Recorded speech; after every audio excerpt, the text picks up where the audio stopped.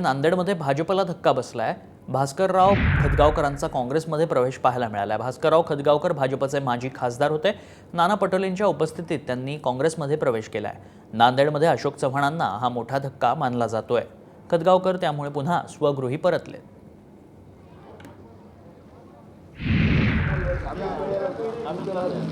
भास्करराव खदगावकरांनी काँग्रेसमध्ये प्रवेश केला। नाना पटोलेंच्या उपस्थितीत त्यांनी हा पक्षप्रवेश केल्याचं पाहायला मिळतंय।